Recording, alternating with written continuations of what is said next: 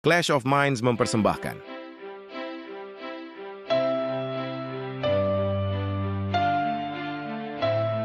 Walter Fythe,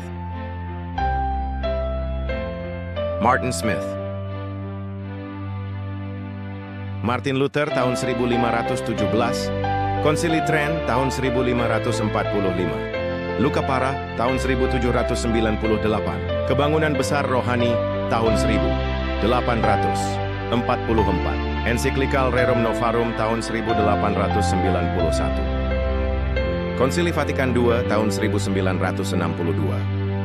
Ensiklikal Laudato Si, Perawatan Rumah Kita Bersama tahun 2015. Pandemi COVID-19 tahun 2019. Pemilihan Presiden Amerika Serikat tahun 2020. Perang Rusia melawan Ukraina tahun 2022. Perang Israel melawan Hamas tahun 2023. WhatsApp Prof 206, UFO dan penipuan akhir zaman. Dipresentasikan di Strange Normal, youtube.com, Strange Normal. Berpuluh-puluh tahun silam, sebelum saya menjadi seorang Kristen, saya adalah seorang ateis dan saya terlibat dalam banyak pengalaman okult.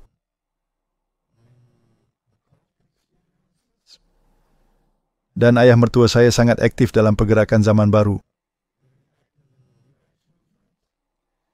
Dia menerbitkan sebuah majalah yang berjudul Inner Space di Afrika Selatan. Istrinya, bukan ibu dari istri saya, melainkan ibu tirinya, istrinya yang kedua juga sangat terlibat.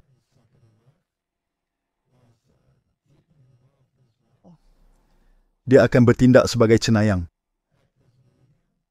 Dia biasa mengajarkan suatu program yang disebut A Course in Miracles, yang merupakan buku saluran oleh Schuckman, yang adalah seorang ahli psikologi.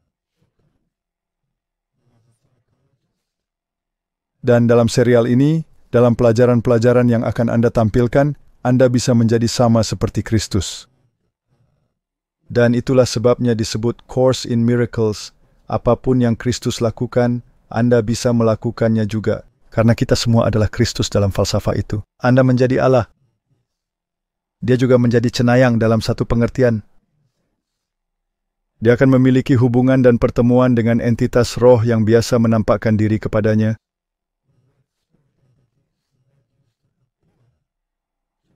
Jadi dia akan mengadakan pertemuan dengan seorang cenayang atau seperti saluran.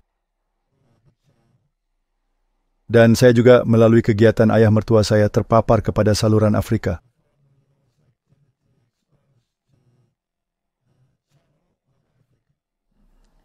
Ini adalah orang-orang yang menerima pesan-pesan secara teratur. Dan melalui keadaan saya pernah mengunjungi salah satu kuil mereka, tempat di mana dia melakukan kegiatannya. Hanya sekedar latar belakang sebelum membahas kisah Anda mengenai perwujudan entitas roh. Kuil ini dirancang seperti kuil Aquarius.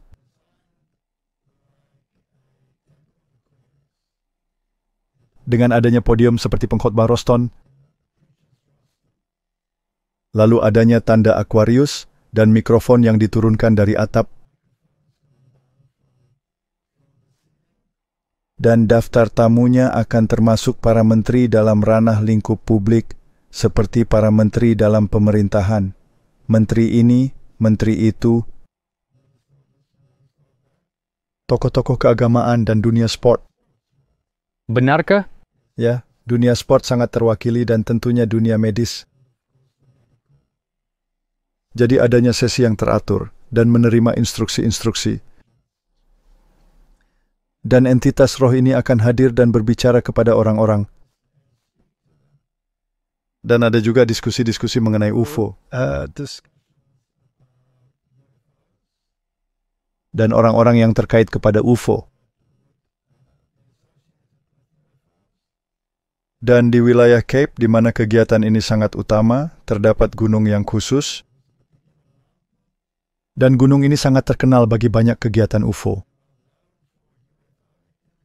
Dan banyak orang-orang pergerakan zaman baru membeli properti di gunung itu, agar mereka bisa terpapar kepada UFO ini. dan mereka mempercayai orang-orang bisa dibawa lenyap. Dan ada pembicaraan mengenai seorang perempuan yang hidup pada masa itu, namanya Elizabeth Clara. Dan dia menulis buku tentang bagaimana dia diculik oleh alien-alien ini oleh kapal-kapal alien, bagaimana dia pada dasarnya menikah dengan salah satu dari mereka, memiliki anak dengan mereka, dan perempuan ini sangat terkenal, dan adanya banyak artikel dalam majalah dan surat kabar. Dan ayah mertua saya, yang juga berkecimpung dalam jurnalisme, sangat terlibat dalam diskusi dari kegiatan perempuan ini. Dan ini adalah semacam diskusi umum seolah-olah itu adalah sesuatu yang normal, yang tentu saja ini sebenarnya adalah paranormal.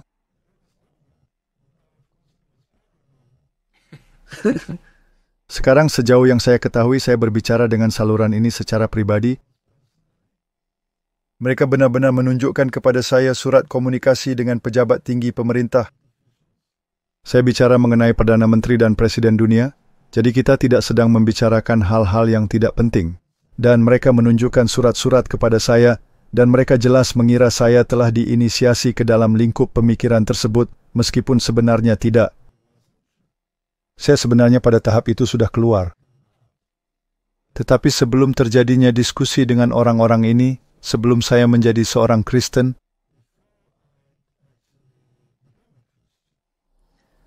kami tinggal bersama-sama ayah mertua saya dan membicarakan semua topik ini.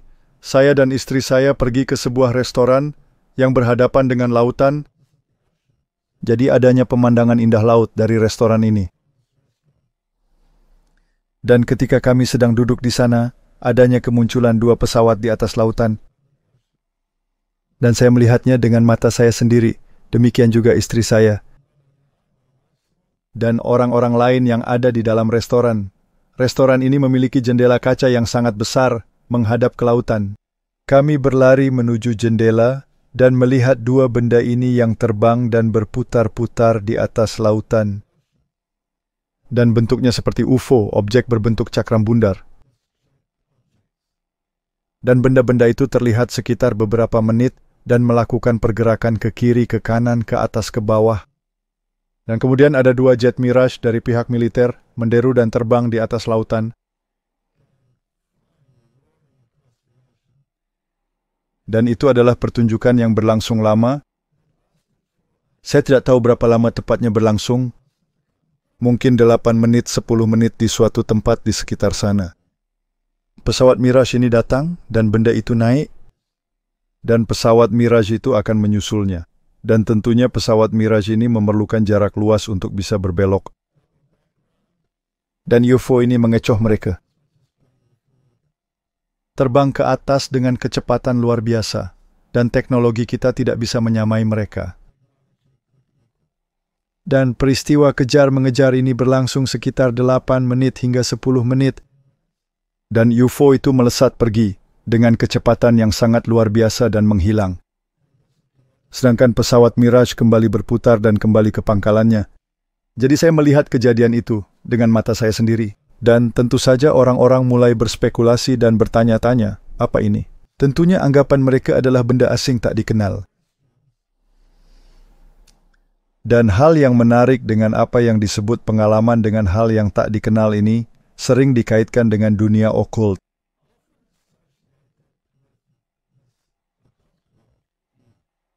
Dengan kata lain, yang dikaitkan dengan dunia, di mana Anda berbicara kepada entitas yang datang dan muncul di depan Anda, seperti dalam kasus ibu tiri dari istri saya.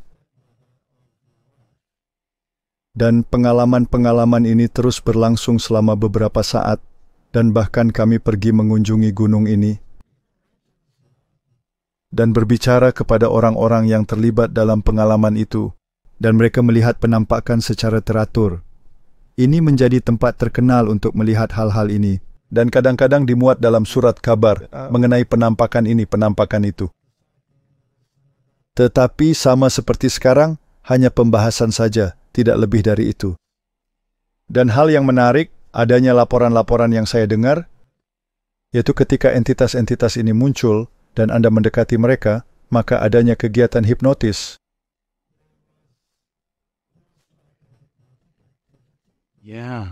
Dan sangat sering ketika entitas-entitas ini muncul, adanya lambang di dada mereka, yakni lambang ular di baju mereka.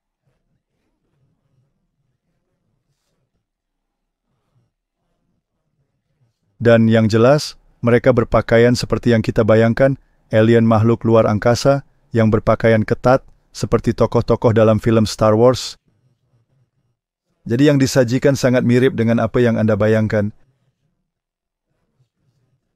Dan hal yang menarik bagi saya adalah ketika manifestasi ini terjadi, orang-orang yang terlibat akan berbicara dalam bahasa lidah. Jadi pengalaman mereka akan serupa dengan pengalaman keagamaan dalam dunia karismatik. Jadi dengan memiliki pengetahuan semacam itu, Anda menggabungkan keduanya, maka Anda menyadari bahwa kemungkinan mereka sebenarnya adalah entitas roh yang memanifestasikan diri mereka sendiri.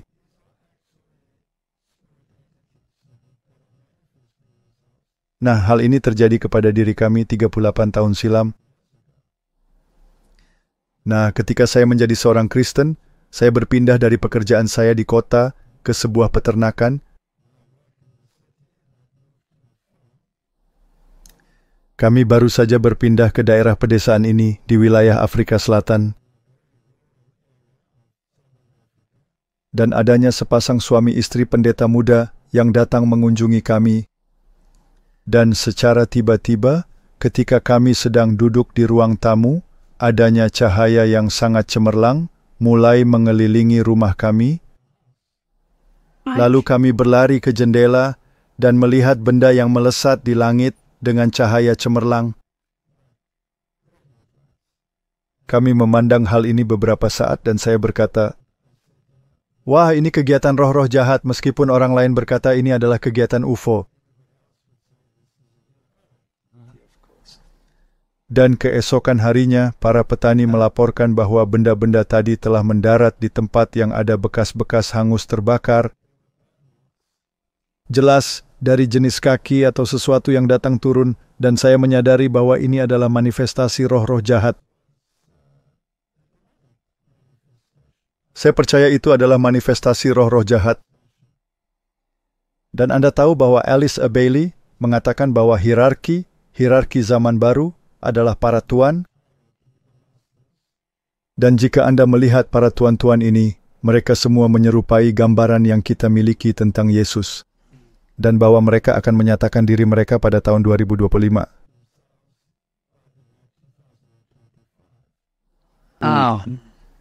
Jadi tahun 2025 tidaklah lama lagi. Ya. Dan di dalam tulisan-tulisan Roh Nubuat, kita membaca bahwa kegiatan semacam ini akan meningkat dan akan adanya manifestasi dari entitas yang mengatakan bahwa mereka adalah kerabat di masa lalu. Dan jika melihat umpan berita yang saya ikuti, adanya sejumlah saluran umpan berita yang saya ikuti hanya agar saya bisa mengikuti perkembangan hal-hal yang terjadi di dunia. Jadi saya mencoba menyeimbangkan dari hal-hal yang saya lihat. Jadi saya mencoba mendapatkan umpan berita dari konservatif, juga yang dari liberal dan yang berada di tengah-tengahnya. Dan setiap harinya, saya melihat 3 umpan berita tersebut untuk mendapatkan info terbaru dari pihak kiri, pihak kanan, dan pihak di tengah. Dan sungguh luar biasa betapa banyaknya para bintang film dan orang-orang terkenal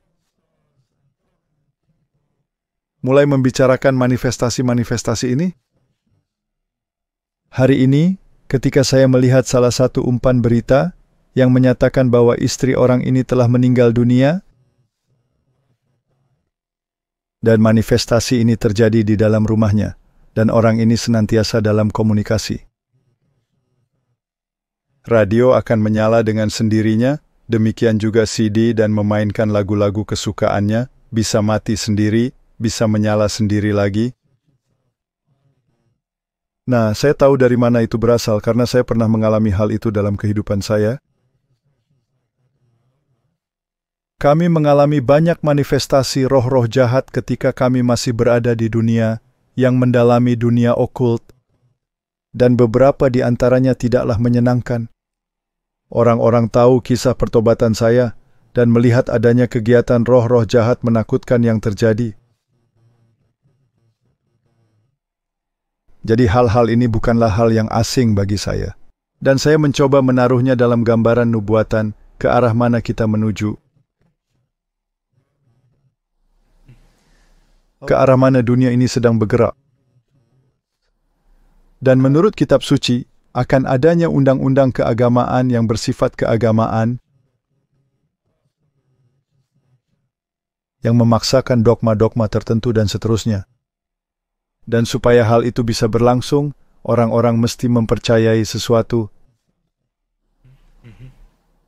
Dan ini bisa dalam sifat keagamaan atau sifat zaman baru. Sebagai contoh, entitas roh ini akan mendorong dunia guna mengubahkan gaya hidup mereka untuk menjadi lebih vegetarian. Dan ketika saya mendalami hal-hal tersebut, beberapa entitas akan berkata, dan mereka berbicara, dan saya mendengar rekaman suara cenayang yang berbicara. Dan entitas itu berbicara di dalam suara orang-orang yang mereka wakili. Seperti saya mendengar suatu serial dari cenayang yang memanifestasi suara dari Cecil John Rhodes.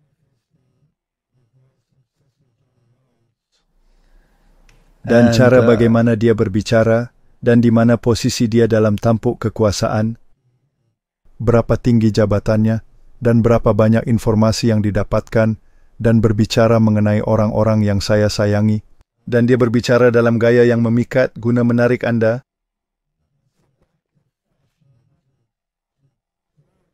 Dan yang memberitahu Anda bahwa Anda sedang dalam keadaan yang lebih tinggi karena mengalami manifestasi-manifestasi ini, dan Anda dipilih karena Anda akan menjadi duta besar untuk hal-hal ini.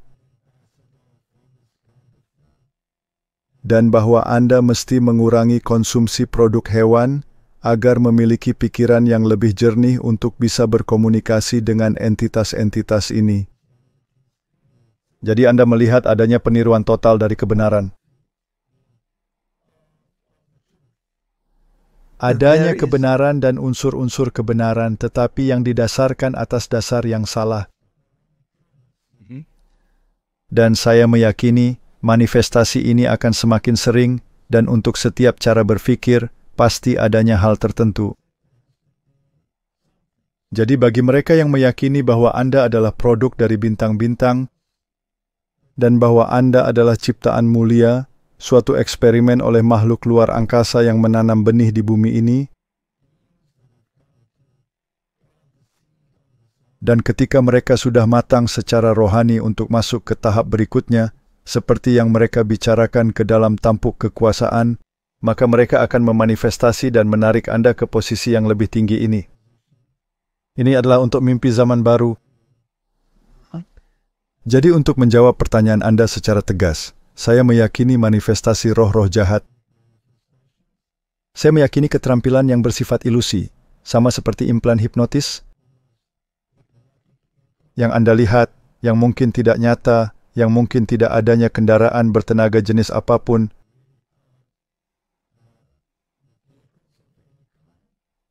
Tetapi yang sesungguhnya hanyalah implan hipnotis.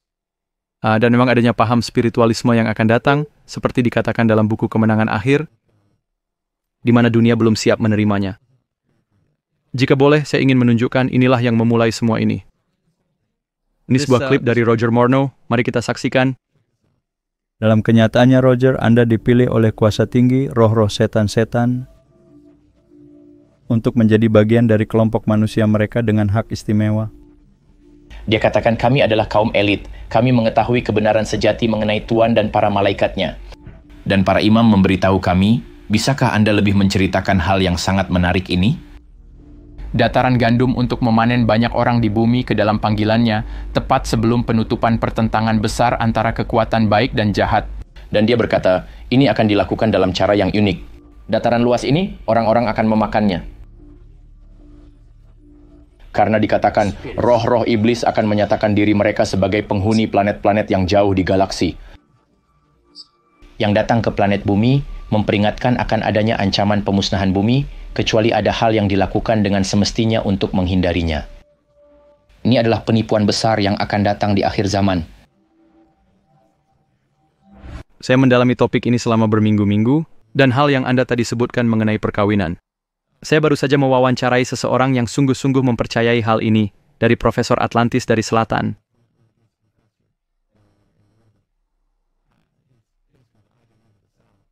Dan dia sangat yakin dia memiliki anak dengan alien di dunia lain. Dan ini terjadi berulang kali ketika saya berbicara kepada orang-orang tentang hal ini. Mereka berkata, ya, saya memiliki anak-anak, saya punya ini, saya punya itu. Orang membicarakan tentang keadaan hipnotis waktu yang hilang, dan saya merenungkan tentang waktu yang hilang. Dan orang-orang mengatakan, kita tahu bahwa waktu tidak bisa hilang, tetapi kita tahu bahwa penglihatan bisa terjadi. Anda kehilangan kesadaran akan hal yang terjadi di sekitar Anda. Tanda-tanda hangus. Dulu saya tinggal di California. Ketika saya hendak pergi meninggalkan rumah saya, tetangga saya datang ketika saya akan pergi dan mereka berkata, apa yang Anda lakukan dengan studio ini? Lalu saya bilang, saya punya saluran YouTube, kita bahas hal-hal janggal ini, dan ketika saya membahasnya dia berkata, tidakkah Anda tahu beberapa tahun yang lalu ada benda bulat besar bercahaya yang mendarat di halaman Anda dan meninggalkan lekukan bekas hangus terbakar di halaman tersebut? Dan saya berkata, saya tidak tahu hal ini terjadi di halaman rumah saya sebelum saya membeli properti, dan tadi Anda menyebutkan tahun 2025. Dan itu dibahas oleh Scott Ritsema, yang banyak melakukan penelitian akan hal itu, dan itu sangat menarik. Juga dengan kegiatan yang tadi Anda sebutkan. Saya ingin membahasnya, dan saya memiliki klip yang membicarakan hal itu. Apapun fenomena itu, fenomena ini mampu memanipulasi persepsi manusia dan kesadaran manusia. Ini bisa membuat kita melihat hal-hal yang tidak ada. Contoh terbaik dari hal ini yang saya ketahui adalah sebuah cerita yang disampaikan Jacques Vallée kepada saya. Mengenai satu keluarga di Prancis yang sedang berkendara di jalan tol. Ini terjadi 5 tahun atau 10 tahun silam. Mobil yang dikendarai memiliki atap transparan. Mereka memandang ke atas dan melihat ada UFO yang sama-sama melintas sejajar di jalan tol. Sang ibu melihat sekeliling dan melihat bahwa tidak ada orang lain di dekatnya yang merasa panik dengan benda di atas mereka. Anak-anak yang duduk di jok belakang mengeluarkan handphone mereka dan memotretnya. Mereka pulang ke rumah dan melihat foto-foto di kamera mereka. Dan mereka tidak melihat benda, melainkan objek berbentuk bintang sekitar 30 kaki, 9 meter di atas mereka, dan saya punya fotonya. Bahkan jika memang itu adalah sebuah objek, dan memang ada di sana, hanya mereka yang melihatnya, orang-orang lain tidak bisa melihatnya. Jadi ini memanipulasi penglihatan. Jadi ya, itu jawaban singkatnya.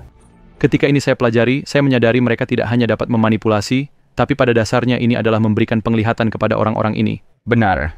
Ya, dan orang yang keluar dari penglihatan ini adalah sama seperti orang yang menghadiri festival keagamaan di mana mereka mengalami kesurupan,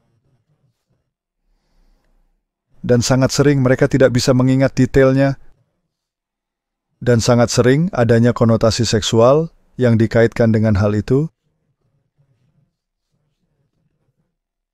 Dan saya akan menepis semua ini jika saya tidak memiliki pengalaman pribadi dan melihat semuanya dengan mata kepala saya sendiri. Saya juga mengalami manifestasi dalam hidup saya, tidak dengan kontak langsung dengan makhluk yang memakai pesawat dan hal semacamnya, tetapi dengan entitas dan masalah yang dibuatnya dalam lingkungan kami. Jadi jelas ini ada, dan mereka sedang menyiapkan pikiran untuk sesuatu. Dan Anda menyebutkan perang nuklir, bahwa mereka harus menyingkirkannya, mereka mendorong umat manusia untuk menyingkirkan senjata nuklir. Bisakah saya memutar klip lengkapnya? Ini klip yang sangat menarik. Ada dua hal yang mereka terus katakan berulang-ulang. Nomor satu, Anda mesti melenyapkan program persenjataan nuklir Anda. Dan yang nomor dua, Anda harus berhenti mencemari planet Anda dengan bahan bakar minyak. Anda tahu bahwa Anda mencemari bumi dan mengotorinya. Anda tahu Anda akan merusak seluruh sistem iklim bumi.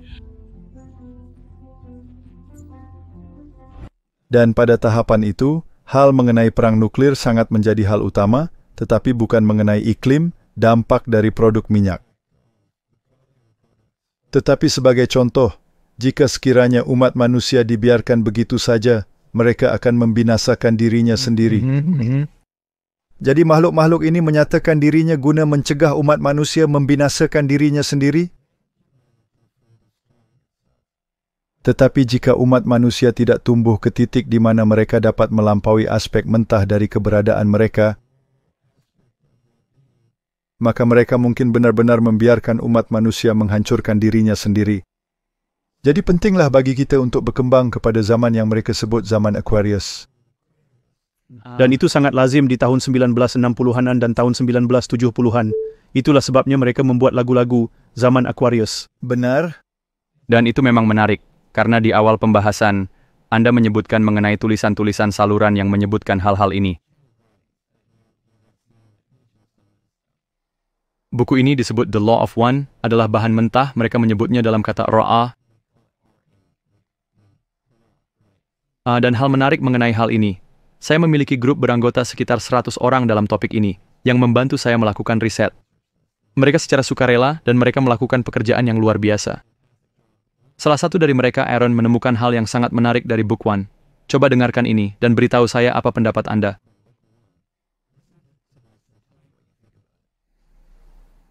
Suatu tulisan saluran?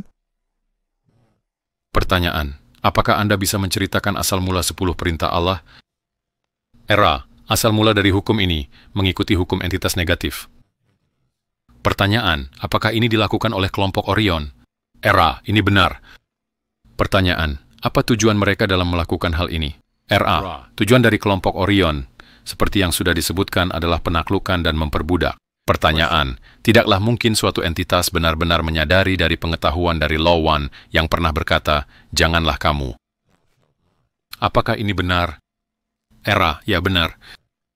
Jadi dengan kata lain, ketika dia membuka saluran ini, dan Dan itu mengenai penyebutan dirinya, berkata, adanya kelompok di wilayah Orion, ini bukan berasal dari roh nubuat, melainkan tulisan dari entitas roh-roh jahat, yang berkata, adanya kelompok yang berasal dari wilayah Orion, yang menciptakan 10 hukum, yang datang untuk memperbudak umat manusia dengan aturan-aturan. Wah, hal ini sangat menarik. Dan yang jelas dia merujuk kepada dirinya sendiri sebagai One. Nah, kata One yang memakai huruf besar dapat dipakai untuk Allah. Tetapi Lucifer juga suka merujuk kepada dirinya sendiri sebagai One. Atau The One. Jadi di dalam dunia okult, Lucifer dikenal sebagai The One. Dan dalam dunia Bahai, mereka menyebutnya sebagai The Wronged One. Jadi ini sangat menarik. Dan dia akan menyatakan dirinya sendiri di dalam beberapa pergerakan keagamaan seperti paham Mormon sebagai contoh. Dan adanya 2 anak laki-laki, dan Lucifer menjadi anak laki-laki yang lebih tua. Dan kedudukannya telah dirampas. Dan dia akan merebut kembali kedudukannya. Jadi ini adalah perang kosmik melawan Kristus oleh Lucifer yang teraniaya.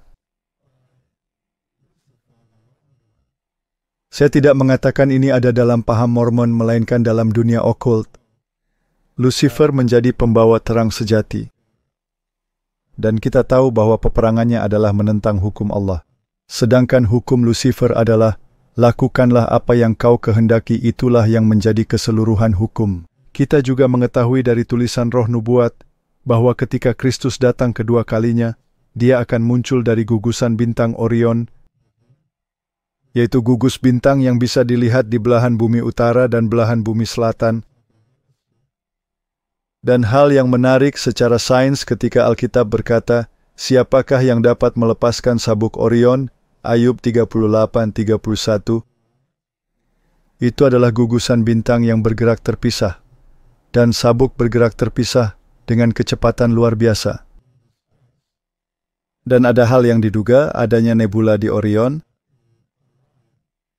yang diyakini beberapa orang sebagai lubang hitam, tetapi ini tidak mungkin, karena tidak ada yang bisa muncul dari lubang hitam. Tetapi adanya terang surgawi yang memancar dari gugusan bintang itu.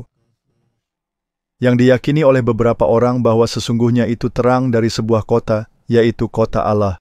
Jadi ada banyak spekulasi yang berkaitan dengan Orion, dan peperangan kosmik antara kebaikan melawan kejahatan.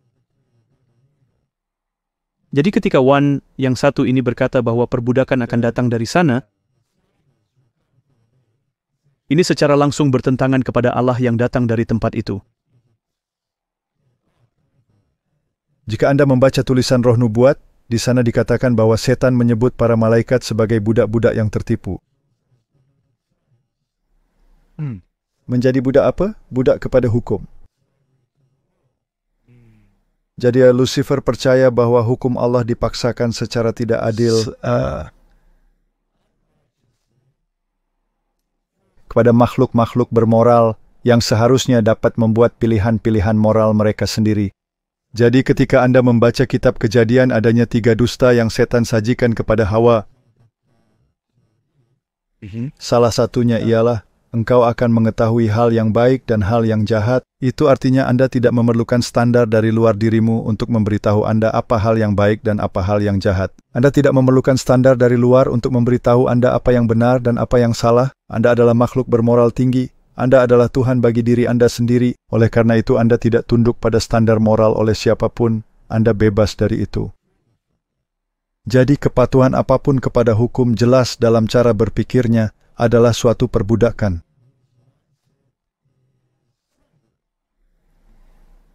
Sedangkan ketika Anda melihat hukum Allah, Alkitab menyebutnya sebagai hukum kemerdekaan. Karena satu-satunya kemerdekaan yang kita miliki adalah ketika kita menuruti hukum-hukum itu. Kita tidaklah merdeka melainkan para budak karena menjadi para pelanggar hukum. Seorang wanita tidak dapat berjalan-jalan di taman tanpa menghadapi bahaya diperkosa atau dibunuh atau apapun.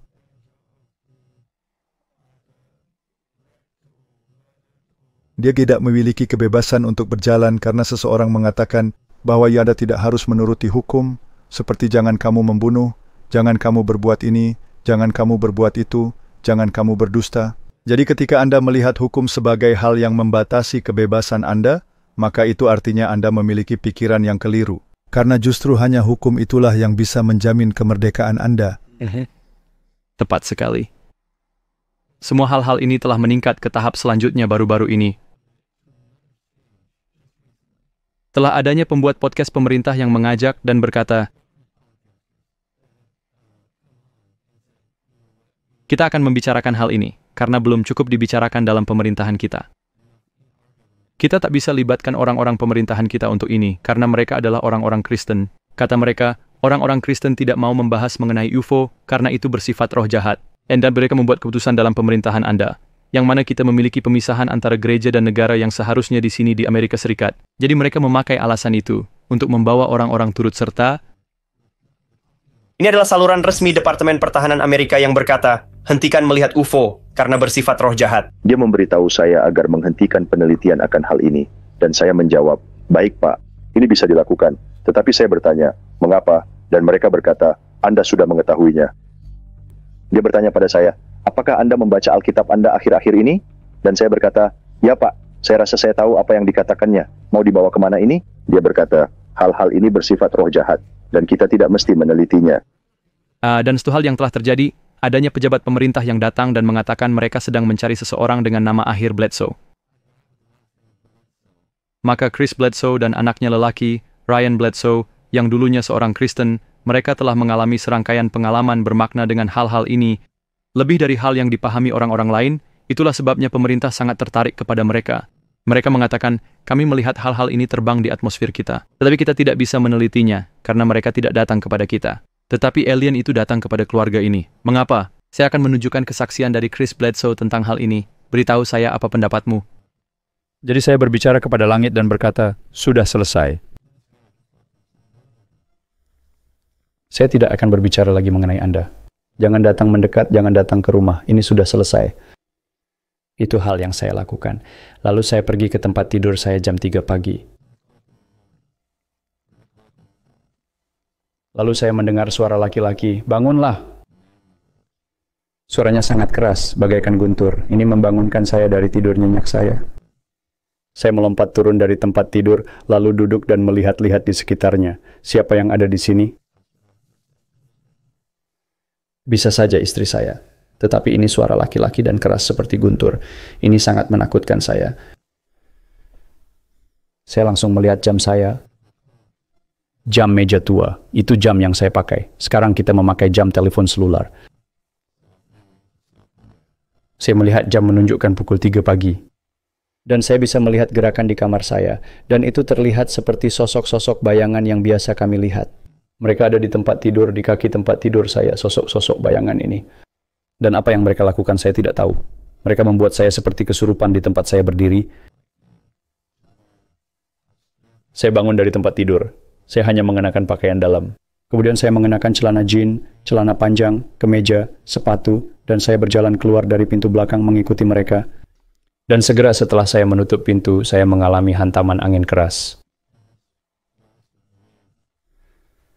Angin ini begitu kuat, angin yang sangat kencang, angin yang sangat besar. Tetapi hanya di tempat itu. Tidak ada pohon-pohon, hanya bertiup di tempat dalam bentuk lingkaran di depan saya.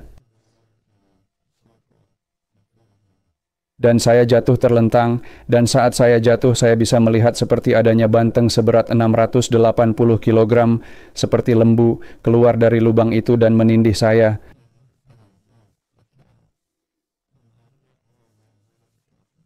Dan saya bisa melihat melalui banteng ini. Saya bisa melihat bintang-bintang sampai ke atas, tapi saya bisa melihat banteng ini. Dan menindih saya di perut saya, dan saya berupaya untuk bangun untuk lari. Ini terjadi dalam hitungan detik. Saya berguling dan menghadap ke arah lain. Jadi saya berusaha bangun dan lari.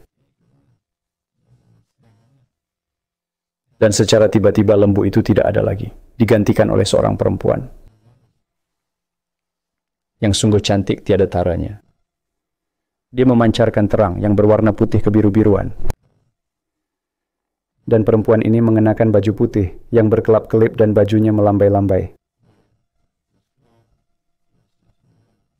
Ini nampaknya seperti baju perempuan zaman Roma kuno, mencapai kaki, dengan lengan yang mencapai tangan, dan adanya kerah. Ada gambarannya di sana. Ini dilukis oleh seorang seniman terkenal dari New York. Perempuan itu melayang tanpa alas kaki, 3 kaki di atas tanah, dan dia memandang saya. Saya sangat terkejut. Kata-kata tidak dapat menggambarkan bagaimana kekuatan yang saya rasakan dari angin dan banteng yang menabrak saya. Dan rasa ketakutan yang muncul, dan saya berupaya untuk lari. Anda tahu, saya merasa takut seketika saat itu juga. Tetapi sekarang saya memandang kepada perempuan ini, dan semua ketakutan tadi lenyap dan berubah menjadi kekaguman. Wah, apa ini? Seorang malaikat? Apa yang sedang saya lihat? Dia maju sedikit, memandang saya dan berkata, "Ini adalah beban Anda. Tahukah Anda mengapa saya ada di sini?" Dan saya tahu mengapa dia ada di sana. Karena saya berjuang di dalam batin saya selama 5 tahun ini. Makhluk ini datang dan berbicara secara telepati. Dia berkata, "Ini adalah beban Anda. Anda mesti menanggungnya." Dan perempuan itu mengatakan beberapa hal. Akan datangnya masalah, dan kita mesti membangunkan orang-orang. Saya ingin Anda melakukannya. Saya akan menolong Anda. Perkenalkan kita kepada dunia, itu katanya. Jadi hal yang dikatakannya adalah, adanya perempuan yang datang dan menyuruh dia untuk menyatakan mereka kepada dunia. Kami siap untuk tampil di dunia. Dan kami ingin Anda menjadi juru kabar kami, membuatnya menjadi semacam nabi roh-roh jahat, untuk hal-hal yang akan terjadi. Dan tidak hanya itu yang terjadi, katanya. Setelah mengalami hal ini, anjing saya berlari ke dalam rumah dan menubruk pagar kawat berduri, lehernya terluka dan darah berceceran ke seluruh rumah. Katanya, saya lari ke anjing itu dan meraih anjing itu dan meletakkan tangan saya di luka untuk coba hentikan luka anjing itu. Karena saya bermil-mil jauhnya dari dokter hewan, katanya, saya merasakan sesuatu terjadi di tangan saya yang tidak pernah saya rasa sebelumnya, seperti listrik mengalir di tangan saya, dan ketika saya melepaskan tangan saya dari anjing itu sembuh. Dia berkata, saya belum pernah mengalami hal seperti ini. Selanjutnya dia berkata, setelah kejadian itu, para pejabat pemerintah datang kepada saya dan membicarakan hal ini sambil berkata, bahwa mereka telah memperhatikan hal yang terjadi di rumahnya. Katanya mereka membawa dia ke Washington DC, dan ketika dia berada di sana, sambil mendengar orang-orang membawakan presentasi mereka, salah satu dari mereka, di meja saat makan malam, jatuh sakit dan terjatuh, tidak bisa bernapas lagi atau semacamnya. Katanya orang-orang mendesak saya untuk bangun dan melakukan sesuatu. Suruh saya melakukan sesuatu. Dia berkata, Adanya meja di belakang saya mendengar keributan. Ada musik band, mereka menari seperti itu, dan orang-orang sedang menikmati acara pesta, mereka bersenang-senang. Saya sedang duduk memandangi anak-anak saya yang sedang bersenang-senang. Dan saya mendengar keributan ini. Lalu istri James yang bernama Debbie memegang saya dan membangunkan saya sambil berkata, Anda mesti menolong orang ini. Dan orang itu tertunduk. Orang itu sangat pucat dan orang-orang mencoba menyadarkannya.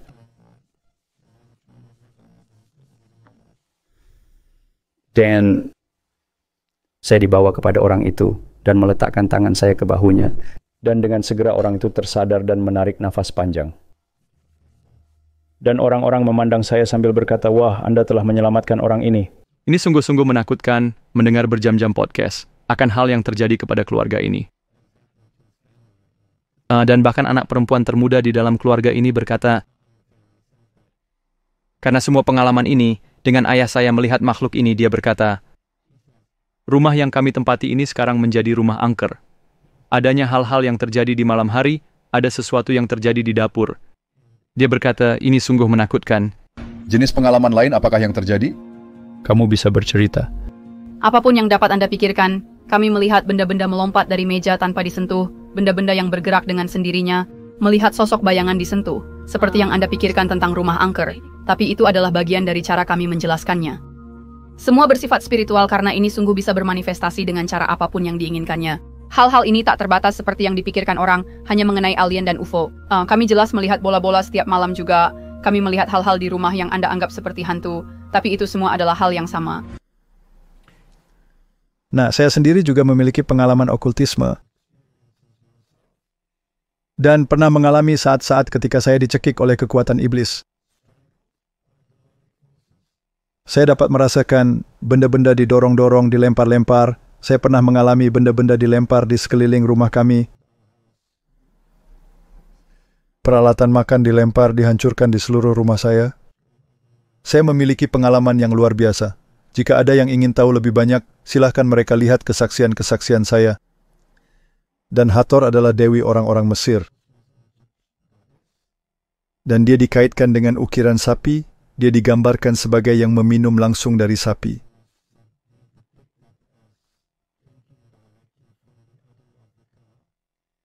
Dan dia memiliki banyak nama manifestasi, contohnya Ishtar. Hal yang menarik, dia memakai baju warna putih dan biru, yang merupakan warna yang sama yang dipakai manifestasi Maria di dalam gereja Katolik Roma. Putih melambangkan warna kepolosan, dan biru melambangkan warna kepatuhan. Jadi dia menjadi lambang dari hal-hal yang bisa diterima. Dan Amun-Ra adalah dewa matahari, dan kita semua tahu itu adalah manifestasi Lucifer. Dan dewa Amun-Ra, Amun adalah sembahan orang-orang Mesir.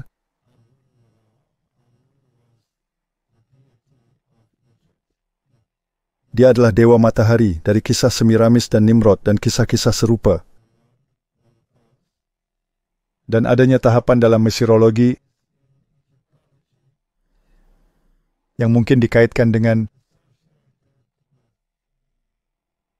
Musa dan kisah keluarnya bangsa Israel dari Mesir, di mana terjadinya pergeseran dari budaya politeisme ke budaya monoteisme.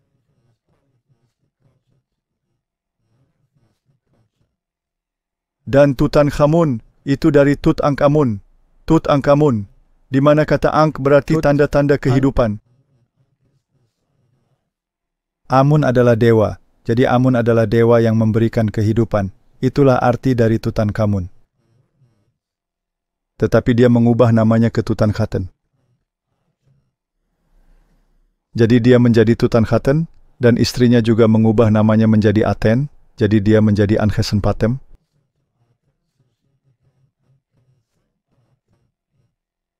Jadi ini adalah satu dewa yang memberikan kehidupan. Jadi terjadinya pergeseran menyeluruh dalam Mesirologi.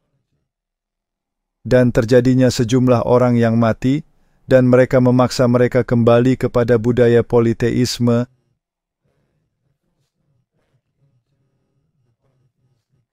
Jadi dia kembali merubah namanya menjadi Tutankhamun. Amun adalah dewa yang memberikan kehidupan. Jadi Ankhesen Patem kembali menjadi Ankhesen Amun. Amun adalah dewa.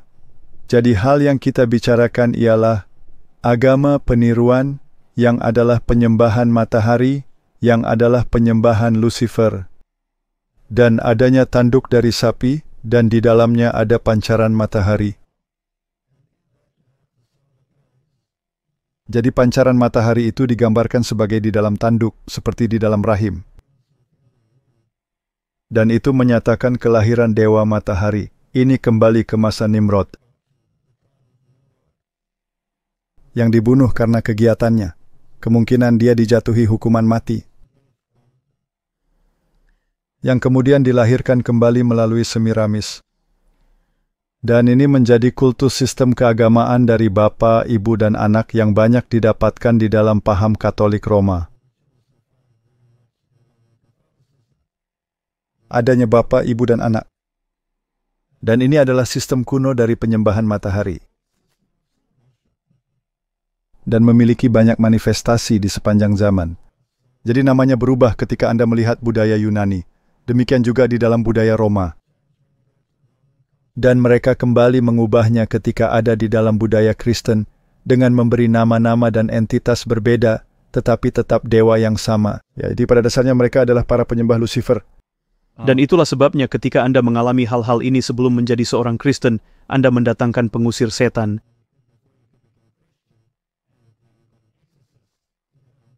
Mereka juga mendalami hal-hal itu sepanjang waktu mereka. Dan mereka mesti mengadakan misa.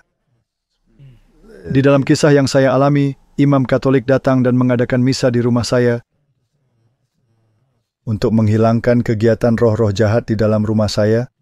Dan dia mesti mengadakan misa dengan izin khusus.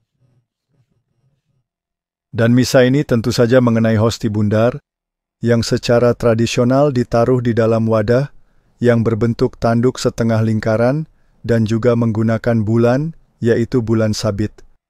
Jadi ketika Anda pergi ke gereja atau katedral Katolik, Anda akan melihat Maria yang berdiri di atas bulan sabit, dan yang juga merupakan kelahiran dewa matahari. Karena bersifat androgenik, laki-laki dan perempuan, maka tidak masalah apakah dinyatakan sebagai dewa laki-laki atau dewa perempuan. Menurut Anda apa arti Amun-Ra sebagai yang tersembunyi? Ada yang tahu? Ya, dia adalah yang tersembunyi. Dia adalah pribadi yang berpura-pura menjadi sebagai yang teraniaya. Tetapi akan datang waktunya ketika dia akan menyatakan dirinya dan menerima penyembahan. Dan Alkitab menegaskan hal itu karena dikatakan, iblis akan menyatakan dirinya sebagai malaikat terang, dan dia akan menyamar sebagai Kristus. Nah, menarik bagi saya bahwa gambar-gambar dari dokumen zaman baru tentang Tuhan yang terangkat, gambar-gambar itu menyerupai Kristus. Jadi ketika suatu makhluk menyatakan dirinya sebagai makhluk bercahaya, menyatakan dirinya dalam bentuk itu, dan mengulangi beberapa firman, dan menciptakan penyembuhan, karena penyembuhan merupakan bagian besar daripadanya. Dan di dalam banyak budaya keagamaan di dunia sekarang ini, penyembuhan merupakan bagian tak terpisahkan dari suatu pengalaman keagamaan. Jadi iblis akan membuat orang-orang menjadi budak lalu sakit, tetapi yang kemudian menghilangkan belenggu, dan orang itu nampak sembuh. Dia adalah peniru. Dia sangat pandai untuk hal itu. Dan alasan mengapa dia tersembunyi karena dia mesti menyatakan dirinya, dan dia akan datang. Jadi ini merupakan awal sebelum terjadinya peristiwa itu. Saya pikir sangat menarik untuk menyelidiki salah satu hal yang telah kita lihat bukan hanya dalam roh nubuat, tetapi juga telah terjadi di dalam Alkitab itu sendiri. Dikatakan, roh-roh itu akan berpura-pura menjadi para kerabat yang sudah meninggal dunia, nekromansi. Saya memiliki sebuah video yang ingin saya tunjukkan kepada Anda. saya bertemu dengan seseorang yang saya temui saat melakukan penelitian ini. Ada seseorang yang bekerja di NASA, di Florida. Dia bekerja di Blue Origin Space Center, yang satu lokasi dengan Kennedy Space Center. Dan dia adalah seorang Kristen dari gereja Baptis. Dia mengatakan bahwa dia telah melakukan riset ini selama 30 tahun. Bukan secara pribadi, melainkan saya merupakan bagian dari kelompok orang-orang yang disebut MUFON, merupakan singkatan dari Mutual UFO Network. Dia katakan bahwa ini adalah sekelompok orang sekuler yang sebagian besar meneliti hal ini dan mencoba menulis laporan ketika polisi katakan bahwa ini terlalu janggal, dan kami datang dan mencoba membuktikan apakah orang tersebut gila atau tidak, atau apakah ada alasan lain yang sah atas apa yang terjadi di sini. Dia mengatakan, saya telah membuat ribuan laporan. Dan satu hal yang mencolok dan yang mengubahkan pemahaman saya secara spiritual adalah pemahaman mengenai kematian, dan inilah alasannya. Sesuatu yang tidak biasa yang muncul dalam riset yang kami teliti selama bertahun-tahun. Bukan hanya dari saya saja, tetapi ada peneliti lainnya, seperti Barbara Bartolek dan Whitley Strieber. Kami semua menemukan kasus-kasus di mana adanya kesaksian dari pengalaman, orang membicarakan mengenai bertemu dengan kerabat yang sudah mati, selama pengalaman mereka ketika mereka menaiki pesawat terbang, UFO. Dan kami juga bertemu dengan para peneliti lainnya, yang juga membicarakan hal serupa. Di mana mereka dan membagikan kesaksian, mereka juga bertemu dengan teman-teman yang sudah mati, atau kerabat yang sudah mati selama pengalaman ini. Ini sama sekali tidak masuk akal, karena penelitian ini adalah mengenai alien. Dia melanjutkan dengan mengatakan bahwa seringkali dalam 2 tahun, seringkali kerabat yang sudah meninggal ini digunakan sebagai kontrol untuk membuat orang yang diculik itu, dan dia mengatakan ini tidak mesti ada dalam pesawat, UFO, dan ketika mereka mengalami pengalaman ini, atau penglihatan ini atau apapun itu, karena dia tidak merasa terlalu yakin akan kejadiannya, dia mengatakan pengalaman ini dipakai sebagai pengendali agar membuat orang itu melakukan sesuatu yang bertentangan dengan Alkitab, dan biasanya berkaitan dengan seksual. Dan dia katakan ini adalah bagian utama dari seluruh penipuannya, yaitu tidak hanya melakukan hal itu. Itulah salah satu hal yang paling umum dalam semua laporan yang dia tulis. Tapi hal kedua yang umum dilakukan ialah di akhir pengalaman ini, mereka mencoba membuat Anda mempercayai Kristus bukan seperti yang Kristus katakan. Ini dikatakan berulang-ulang. Jika Anda mempercayai alien yang berasal dari ribuan kilometer tahun cahaya,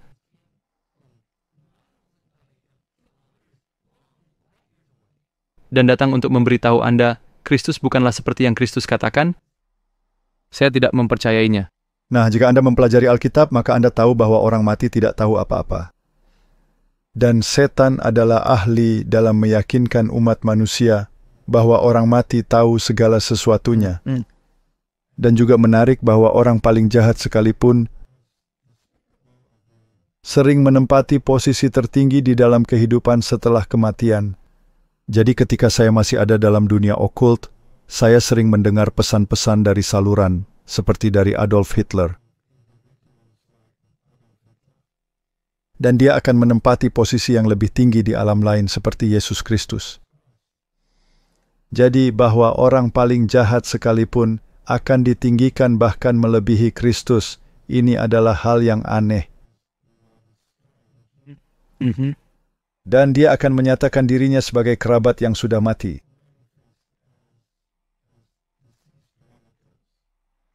Karena itu merupakan ikatan emosional paling kuat yang bisa dibuat.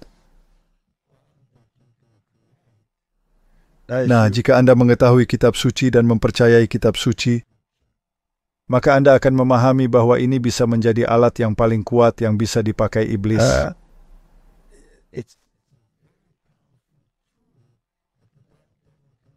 Bahkan dengan para pioner kita dari gereja Advent hari ke-7. Para pioner kita, kadang-kadang mereka dikunjungi oleh kerabat mereka yang sudah mati, atau istri mereka yang sudah mati.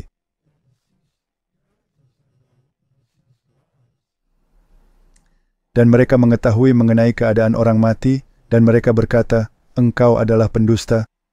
Saya tahu engkau itu adalah roh jahat karena orang mati tidak tahu apa-apa. Lalu entitas itu akan hilang lenyap.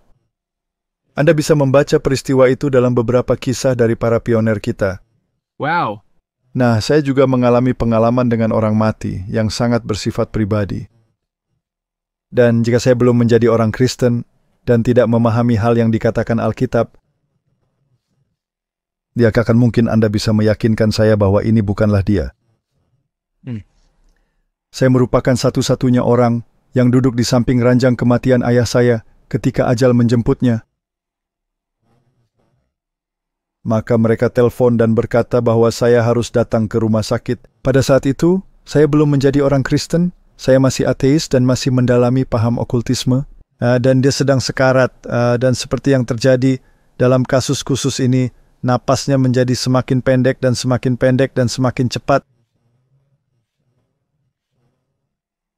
Dan kemudian sangat terputus-putus, dan kemudian berhenti, dan pada akhirnya ayah saya itu meninggal dunia. Dan saya duduk di sana untuk beberapa saat memperhatikannya. Ini sungguh pengalaman paling emosional ketika memandang kematian orang tua Anda. Dan dia sama sekali berhenti bernafas, lalu secara tiba-tiba dia terduduk. Dia mengangkat tangannya dan membuka matanya seperti ini. Saya kaget setengah mati. Lalu dia kembali ke posisi semula di ranjangnya, dan dia meninggal.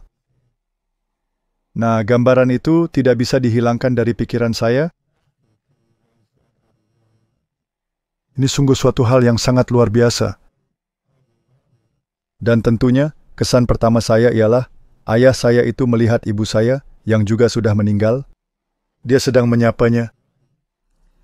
Lalu saya memanggil perawat, dan mereka datang, dokter juga datang, dan menyatakan beliau sudah meninggal dan menutupinya dengan spray. Lalu saya pulang ke rumah, dan saya masuk ke dalam mobil dan mengendarai pulang ke rumah. Dan semua pikiran ini berputar dalam otak saya. Lalu selanjutnya bulu kuduk saya berdiri, dan saya betul-betul yakin ayah saya itu duduk di samping saya di dalam mobil.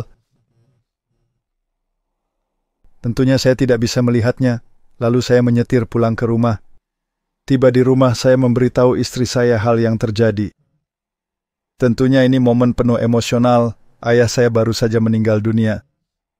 Dan saya duduk di ruang tamu sambil merenungkannya. Dan saya berkata, baiklah, jika memang engkau ada di ruangan ini bersama saya, maka tunjukkanlah dirimu, tunjukkan bahwa engkau memang ada di sini. Lalu secara tiba-tiba Gordon tersibak.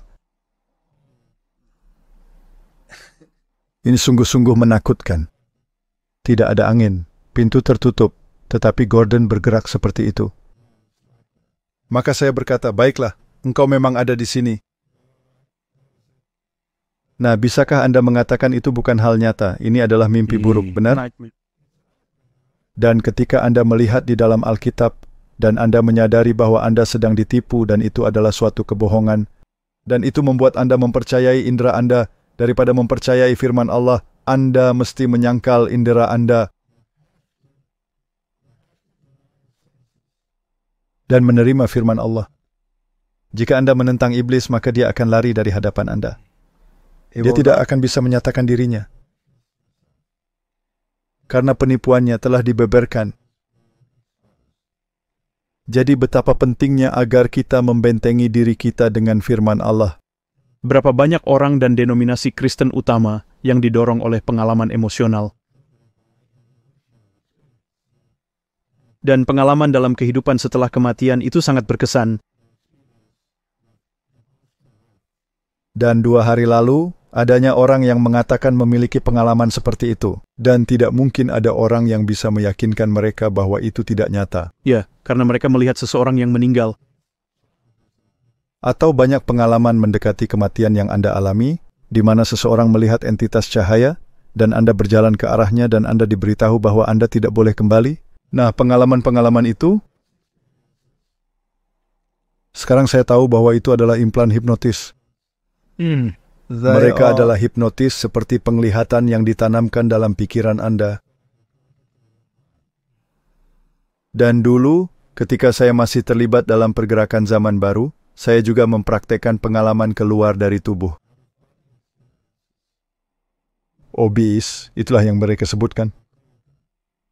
Dan saya teringat berdiri di samping tempat tidur saya, memandangi tubuh saya. Nah, apakah itu nyata atau tidak nyata? Dan saya bisa bercerita hal yang terjadi di sebelah ruangan. Saya bisa menembus dinding dan memberitahu hal yang terjadi di ruang sebelah. Dan istri saya kadang-kadang tidak mempercayainya dan masih mempertanyakan tentang hal itu. Dan kadangkala Anda mengalami pengalaman panik ketika berusaha kembali masuk ke raga Anda yang tergeletak, tetapi Anda tidak bisa masuk. Tentunya ini situasi panik yang luar biasa. Lalu Anda berusaha keras, dan Anda jatuh dari tempat tidur Anda. Dan Anda terbaring di lantai. Dan ini benar-benar pengalaman berbahaya.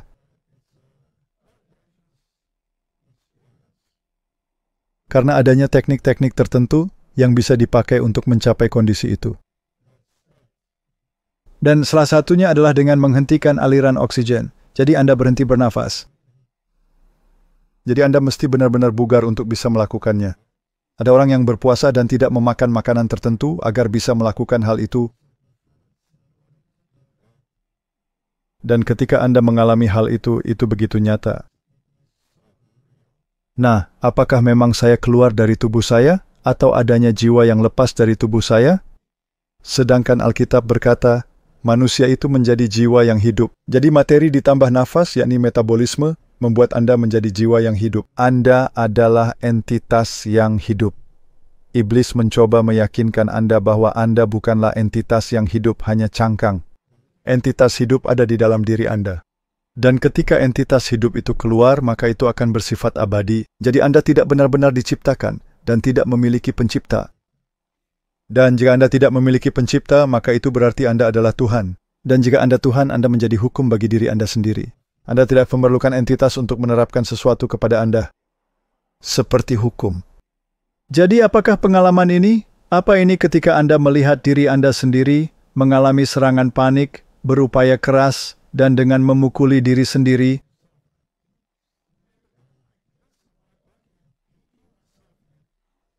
Dan Anda jatuh dari tempat tidur, bermandi keringat, tetapi Anda mengalami hal yang luar biasa. Ini adalah hipnotis, ini tidak nyata. Ini adalah implan hipnotis. Dan jika Anda terus melakukan hal ini, dan semakin banyak orang mulai menyaksikan akan hal ini, maka ini tidak lagi menjadi hal spekulasi, melainkan kenyataan, dan iblis menguasai dunia dengan keinginannya.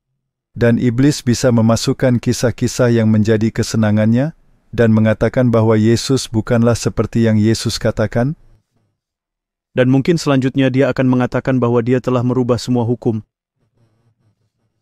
Merubah semua hukum, dan bahwa hari Minggu menjadi harinya. Itulah puncaknya. Itu yang akan terjadi berikutnya. Saya ingin mengakhiri pembahasan ini dengan membacakan kutipan tulisan Roh Nubuat yang saya pikir sangat menarik. Dan ini merupakan hal yang saya temukan ketika meneliti topik ini.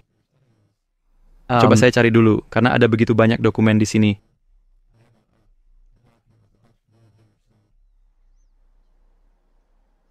Pada masa orang-orang Ibrani, ini berasal dari kompilasi Darkness Before the Dawn.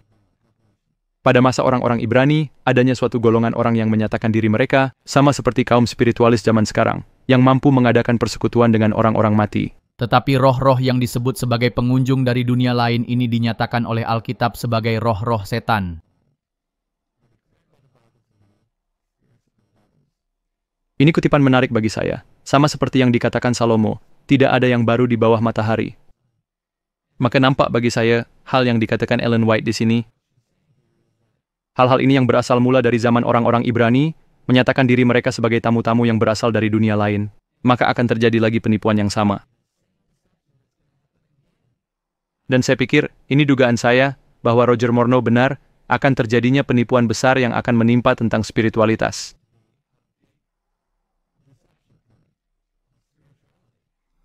Dan memang adanya cenayang roh di zaman para bapak-bapak.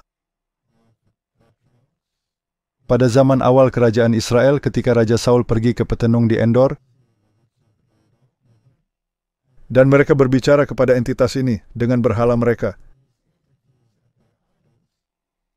Dan berhala-berhala ini menyerupai menjadi semacam sumber pengungkapan cenayang. Oracle. Ya, Oracle. Dan adanya manifestasi yang sama yang ada sekarang ini, di dalam patung-patung paham Katolik Roma, patung yang mengeluarkan darah atau air mata dan lain-lain, dan orang-orang sangat bersuka cita, tidak ada yang berubah. Bahkan jika Anda mempelajari Mesirologi dan semua yang ada di hieroglif, ribuan tahun yang lalu, ada tanda-tanda manifestasi dari hal-hal semacam ini. Kutipan dari buku Kemenangan Akhir, mungkin kita pernah mendengarnya. Ketika mereka dituntun percaya bahwa orang mati benar-benar kembali bisa komunikasi dengan mereka, setan menyebabkan orang-orang yang masuk ke dalam kubur tanpa persiapan. Mereka mengaku bahagia di surga dan bahkan menduduki posisi yang mulia di sana. Maka kesalahan diajarkan secara luas, bahwa tidak ada bedanya antara orang-orang saleh dengan orang-orang jahat. Semuanya akan masuk surga. Para tamu pura-pura yang datang dari dunia lain dan dari roh-roh, kadang-kadang menyampaikan peringatan yang terbukti benar. Dan ketika keyakinan diperoleh, maka akan disampaikan doktrin yang menggerus iman kepada kitab suci. Jadi mereka akan menyerang kitab suci. Dan salah satu yang disebutkan Ellen White, yang akan menyatakan dirinya menempati posisi tinggi di surga, adalah Thomas Paine, salah satu penganut okult terjahat yang pernah hidup, memiliki pengaruh besar dalam sejarah mula-mula Amerika Serikat. Ini menarik jika kita membaca hal tadi, lalu dibandingkan kepada tulisan Blavatsky atau Bailey, yang mengatakan akan adanya penampakan dari tampuk kekuasaan. Bailey yang mengatakannya, tetapi Bailey adalah pengikut atau nabi dari Blavatsky. Jadi Anda lihat para nabi okultisme juga mengatakan bahwa akan ada manifestasi ini, dan mungkin memang demikianlah yang akan terjadi.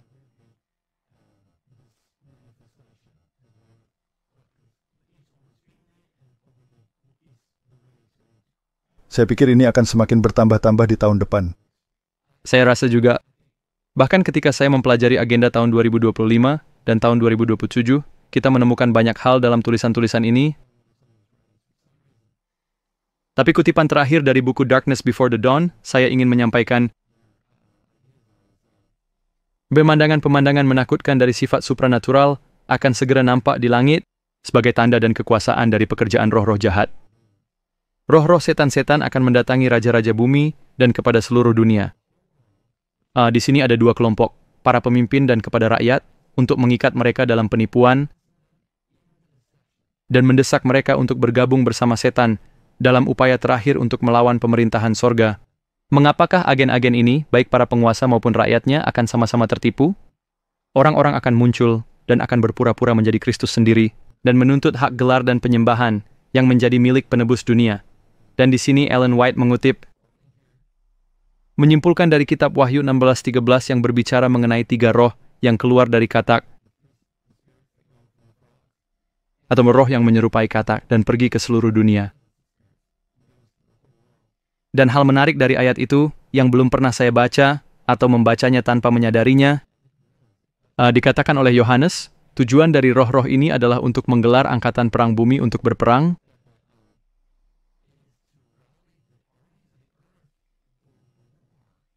perang fisik, seolah-olah kita ini bisa membunuh Allah. Dan memang seperti itulah yang sedang terjadi sekarang ini. Di media, kita telah melihat hal-hal ini, mereka mencoba menaruh persenjataan di angkasa, dan Amerika Serikat menciptakan bagian dari militer yang disebut Star Wars. Disebut Star Wars, dan Amerika bukanlah satu-satunya negara ini disebut Space Force.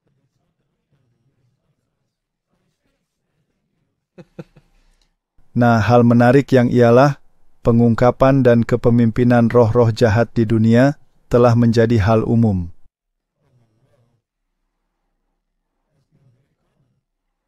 Dan bahkan presiden yang saya saksikan dalam hidup saya, Ronald Reagan, Bill Clinton, semuanya berbicara mengenai persekutuan dengan entitas roh.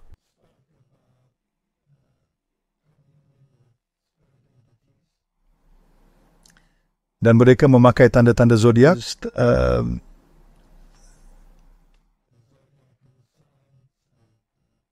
Dan para pembaca tanda-tanda guna memberitahu mereka kapan melakukan ini dan itu atau yang lain. Dan ya, orang-orang akan mengatakan bahwa Anda gila. Tetapi saya percaya bahwa setan sedang mempersiapkan perang fisik melawan kedatangan Kristus. Seolah-olah ia akan dapat menggunakan senjata nuklir atau rudal untuk mencoba mencegahnya. Bahkan Alkitab membicarakan setelah masa 1000 tahun milenium, setan akan membangun suatu angkatan perang besar dan berpikir bisa menyerang kota Allah, dan mereka akan menciptakan peralatan perang. Bagaimana dengan kisah Allah hanya dengan mengangkat satu lengannya bisa memusnahkan seluruh bumi dengan air bah? Jadi apa yang hendak mereka capai dengan kegiatan mereka? Itu hanyalah angan-angan semata. Jadi apakah ini untuk kepentingan kekuatan iblis? Saya rasa tidak demikian. Saya rasa mereka sangat sadar bahwa tidak mungkin bisa melawan Allah. Tetapi memang merupakan tujuan setan untuk menipu manusia agar terus memberontak. Karena mereka bisa diyakinkan bahwa mereka bisa menang melawan Allah. Jadi rencana keseluruhannya adalah membawa sebanyak mungkin umat manusia bersama mereka dalam pemberontakan.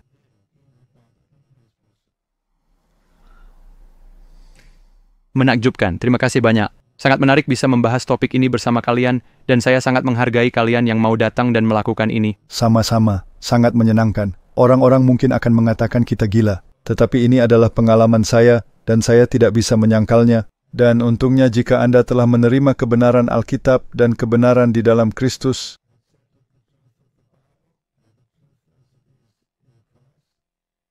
maka Anda bisa dijauhkan dari semua hal-hal ini. Anda bisa mengamatinya dan memakai setiap kesempatan guna memperingatkan umat manusia. Tetapi untuk terlibat di dalamnya, saya sangat tidak merekomendasikannya. Kita tutup dengan doa. Bapa kami di surga, kami mengetahui adanya perang kosmis besar yang sedang terjadi di belakang layar. Dan kekuatan roh-roh jahat bukan hanya telah menampakkan dirinya, bahkan akan lebih sering lagi. Mereka akan memainkan peran yang mewakili entitas yang sudah tidak ada lagi, dan akan menyesatkan banyak orang, dan sekiranya mungkin umat-umat pilihan juga. Jadi ya Tuhan, kami berdoa kiranya Engkau membuka mata orang-orang. Bawalah mereka meneliti firman-Mu, buatlah mereka menyadari kebenaran firman-Mu, membacanya, meyakininya, mempercayainya, dan melakukannya. Dan diselamatkan dari penipuan-penipuan roh-roh jahat ini. Dan tolong semua orang untuk menyadari bahwa hanya ada satu jalan menuju kepada keselamatan. Dan perang kosmis ini bukan melawan darah dan daging, melainkan melawan kejahatan dan penguasa-penguasa kejahatan yang ada di dunia ini.